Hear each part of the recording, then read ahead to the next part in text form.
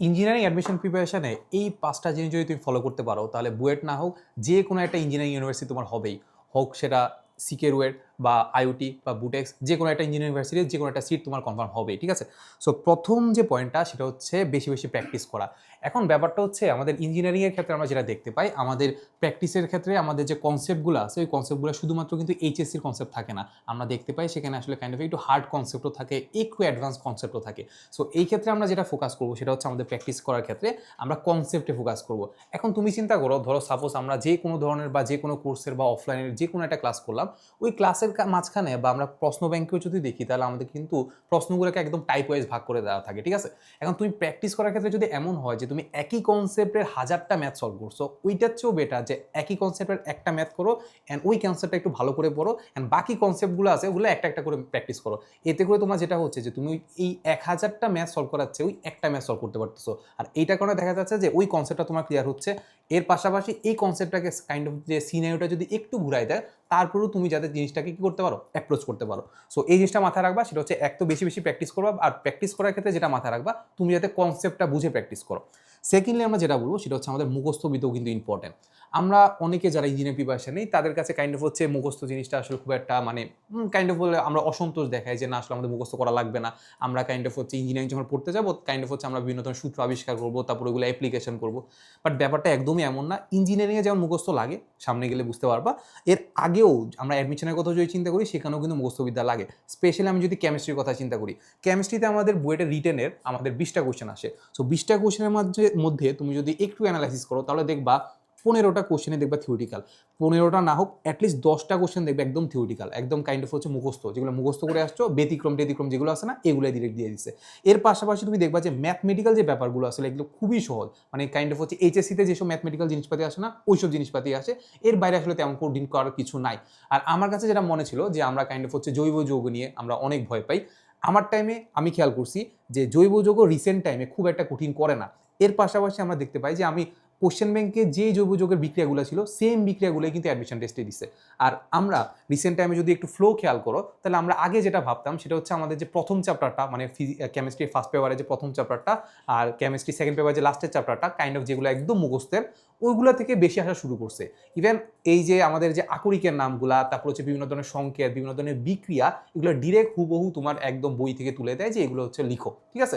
So আমরা যেটা মাথায় রাখবো যে আমাদের মুখস্থবিদ্যা অবশ্যই লাগবে, ফিজিক্সের ক্ষেত্রেও লাগবে, ম্যাথের ক্ষেত্রেও লাগবে। সো আমরা যখন কাইন্ড অফ কোনো একটা ম্যাথ সলভ করতে যাব, স্যার কিন্তু দেখবে না যে এটা কনসেপ্ট আমি পারি কি পারি না। আমি সুন্দর করে আমি ম্যাথের কথাই বলি, ঠিক আছে? সো ম্যাথের যে ত্রিকোণমিতির যে ব্যাপারগুলো আছে ওগুলো কিন্তু স্যার দেখবে না যে তুমি আসলে পারো কি পারো না, স্যার দেখবে যে তুমি এটা প্রমাণ করতে পারতেছো কিনা। এই প্রমাণ করার ক্ষেত্রে যদি তুমি প্রসেসগুলো যদি মুখস্থ করো তাহলে কিন্তু খুব একটা ক্ষতি নেই। সো একটা জিনিস মাথায় রাখবা যে মুখস্থ কিন্তু তোমার লাগবেই। এর পাশাপাশি তোমাকে আমি যেটা বলবো সেটা হচ্ছে আমাদের টাইম ম্যানেজমেন্ট। টাইম ম্যানেজমেন্টের ব্যাপারটাতে আমি একটু ডিটেলসে যাব। সেটা হচ্ছে অনেকে যা মনে করে যে ইঞ্জিনিয়ারিং অ্যাডমিশনে আমাদের যদি বুয়েটের কথা চিন্তা করি তাহলে বুয়েটে হয়তো বা আমার প্রতি কোশ্চেনের জন্য 3 মিনিট সময় লাগে। একটু খেয়াল করো যে আমাদের প্রতি মিনিটের প্রতি ম্যাথের জন্য কিন্তু শুধুমাত্র 3 মিনিট না, এর বেশি বেশি সময় পাই। কেমনে পাই দেখো, তুমি চিন্তা করো বুয়েটে কয়টা কোশ্চেন আসে? 40টা কোশ্চেন আসে। এই 40টা কোশ্চেনের মানে 40টা কোশ্চেন কি তোমাকে পুরোপুরি সলভ করতে হয়? 40টা কোশ্চেন সলভ কি মানে বুয়েটের একটা সিট কনফার্ম করার জন্য কি 40টা কোশ্চেন সলভ করা লাগে? আদৌ লাগে না। আমরা যেটা জানি যে মোটামুটি 40টার মাঝখানে বা যে কোনো অ্যাডমিশন টেস্টে তুমি যদি 50 বা আমরা একদম সেফ ধরে নিই যে আমরা 60% যদি মার্কস কনফার্ম করতে পারো তাহলে কিন্তু তোমার সিট একটা কনফার্ম হয়ে যাবে। তাহলে ধরো সাপোজ আমরা 50% না ধরে ধরো 60% ধরলাম, কাইন্ড অফ ধরা যায় যে 35টার মতো আমরা সেফ জোন ধরলাম। 35টা না, কাইন্ড অফ হচ্ছে অর্ধেক ধরলে 20, তাহলে ধরলাম আমরা 25টা। তাহলে তোমাকে আনসার করতে হবে কাইন্ড অফ হচ্ছে 25টা। এখন তুমি চিন্তা করো 25টার মধ্যে কি 25টাই কি কঠিন আসে বা 25টায় কি টাইম কনজিউমিং ম্যাথ আসে? অবশ্যই আসে না। ইভেন আমি যখন পরীক্ষা দিছি 2020-21 সেকশনে, তখন আমাদের কাইন্ড অফ হচ্ছে ফিজিক্সের ক্ষেত্রে এমন একটা সহজ ম্যাথ আসছিল, কাইন্ড অফ হচ্ছে দুইটা, একটা হচ্ছে আমাদের ধরো বাইক ছিল আর একটা কাইন্ড অফ হচ্ছে একটা ট্রাক ছিল, দুইটা হচ্ছে সংঘর্ষ করছে আর তাদের মধ্যে গতি শক্তির কি জানি হয়েছে হাবিজাবি। একদম সিম্পল একটা ম্যাথ, যার সূত্রতে জাস্ট মানটা বসাবো আনসারটা বের হয়ে যাবে, এত ইজি একটা ম্যাথ আসছিল। সো এরকম ইজি ম্যাথ তুমি পাবাই 20টার মধ্যে, কাইন্ড অফ হচ্ছে বলা যায় তুমি 10টার মধ্যে একদম ইজি ম্যাথ পাবা যেগুলো একদম কোশ্চেন ব্যাংকে আছে কিংবা বইতেই আছে। সো কাইন্ড অফ হচ্ছে বলা যায় যে 15টা তোমার কঠিন আর হচ্ছে 10টা তোমার একদম সহজ।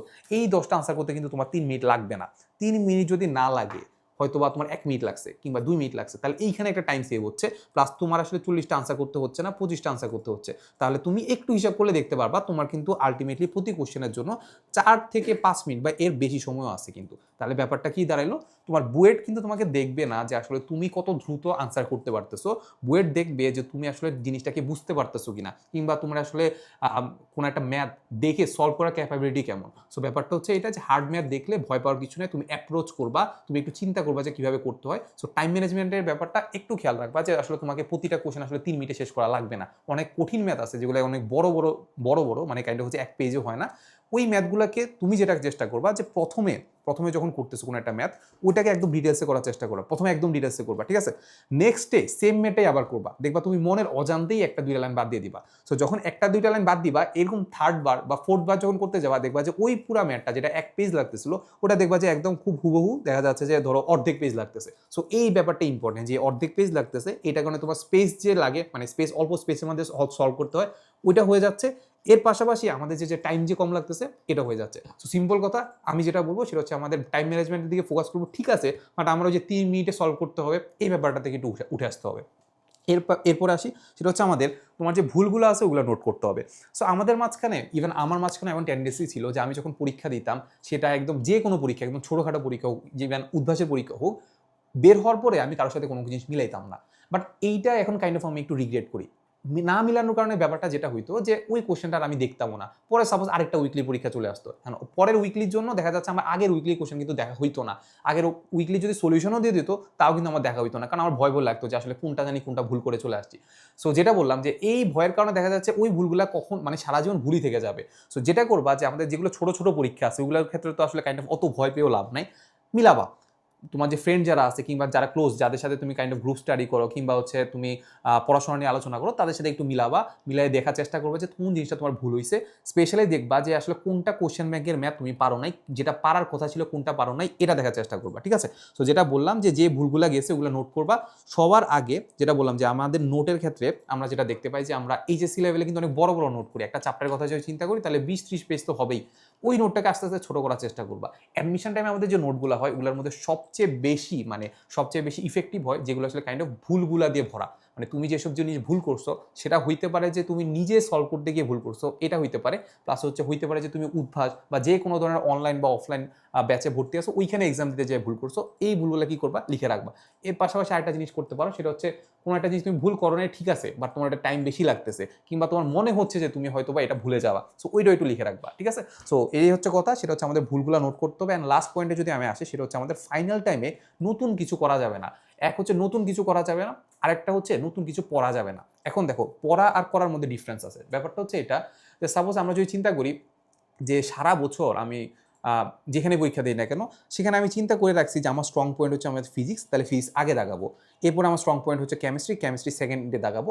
এরপরে হচ্ছে আমার ধরো স্ট্রং পয়েন্ট লাস্টে আছে, সেটা হচ্ছে আমাদের ম্যাথ, তাহলে ম্যাথ লাস্টে দাগাবো। সারা জীবন আমি এইটাই ফলো করে আসছি, ফিজিক্স কেমিস্ট্রি ম্যাথ। লাস্ট মোমেন্টে যায় মনে হয়েছে যে না, এক ভাই আমাকে বলছে যে ম্যাথ আগে দাগাইতে হবে।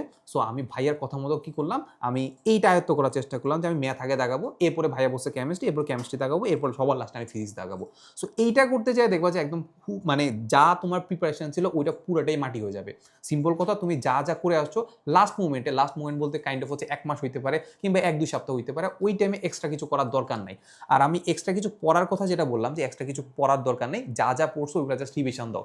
কারণ তুমি চিন্তা করো, তুমি এইচএসসি লাইফে তুমি কয়টা জিনিস পড়ছিলা মনে আছে? তুমি ফিজিক্স ফার্স্ট পেপার পড়ছো, সেকেন্ড পেপার পড়ছো, কেমিস্ট্রি ফার্স্ট পেপার পড়ছো, কেমিস্ট্রি সেকেন্ড পেপার পড়ছো, হায়ার ম্যাথের ফার্স্ট পেপার সেকেন্ড পেপার পড়ছো। বাট ব্যাপারটা একটু খেয়াল করো, ওইগুলো যখন পড়ছো, ওগুলো যে পরীক্ষা দিতে গেছো, ওগুলো কিন্তু আসলে কাইন্ড অফ পেপার ওয়াইজ পরীক্ষা ছিল। ফার্স্ট পেপার পরীক্ষা একসাথে একটা, সেকেন্ড পেপার পরীক্ষা আরেকটা, কাইন্ড অফ তুমি টাইম পাইছো, ঠিক না? এখন অ্যাডমিশনের ক্ষেত্রে, অ্যাডমিশন টেস্টের ক্ষেত্রে যেটা আমরা দেখতে পাই সেটা হচ্ছে সবগুলো জিনিস কিন্তু তোমার একদিনে রিভিশন দিতে হবে।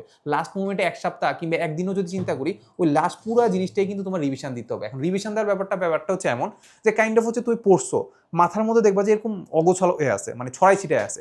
ওই জিনিসটাকে একদম কম্প্যাক্ট ওয়েতে সাজানোটা সবচেয়ে ইম্পর্টেন্ট। এখন এই সাজানোর ব্যাপারটা কি করতে হবে, নতুন কিছু ইনপুট না দিয়ে যেসব জিনিস আগে থেকেই ইনপুট দেওয়া আছে ওগুলো একটু সাজানোর চেষ্টা করো। সো ওইটার জন্য আমি যেটা তোমাকে সাজেস্ট করবো সেটা হচ্ছে আমাদের রিভিশন ম্যাটেরিয়াল তৈরি করা। রিভিশন ম্যাটেরিয়ালটা কি, তুমি যা যা পড়ছো ফিজিক্সের ক্ষেত্রে সূত্রগুলো একটু লিখে রাখো, তারপর কেমিস্ট্রির ক্ষেত্রে ধরো হচ্ছে বিক্রিয়া, তারপর হচ্ছে আমাদের যে আকরিকের নামগুলো আছে ওইগুলো লিখে রাখো, ম্যাথের ক্ষেত্রে সিম্পল যে আমাদের ত্রিকোণমিতি যোগজীকরণের যে সূত্রগুলো আছে ওগুলো লিখে রাখো। এই সূত্রগুলো যা প্রতি লাস্ট মোমেন্টে যদি দেখতে থাকো তাহলে দেখা যাচ্ছে ওই জিনিসটা তোমার নিজে থেকেই হচ্ছে কাইন্ড অফ হচ্ছে ডিস্ট্রিবিউটেড হয়ে মানে ওই যে মাথায় যে বিশৃঙ্খলা তৈরি করা ওইটা আর হবে না। সো মোটামুটি এখানে আমি 5টা পয়েন্ট বলছি। এই 5টা পয়েন্টের মাঝখানে দেখা যাচ্ছে ডিটেলস আলোচনা করতে গিয়ে হয়তো আরও অনেক পয়েন্ট সাব পয়েন্ট চলে আসছে, বাট আলটিমেটলি এই 5টা পয়েন্ট যদি তুমি ক্লিয়ার রাখতে পারো বা এই 5টা পয়েন্ট যদি তুমি আসলে হুবহু মেনে রাখতে পারো তাহলে আমি তোমাকে গ্যারান্টি দিচ্ছি তুমি বুয়েট না হোক চুয়েট কুয়েট রুয়েট কিংবা বাংলাদেশের যে কোনো ভালো ইঞ্জিনিয়ারিং ইউনিভার্সিটি তোমার চান্স হয়ে যাবে। সো দেখা হবে নেক্সট কোনো ভিডিওতে। আসসালামু আলাইকুম সবাইকে।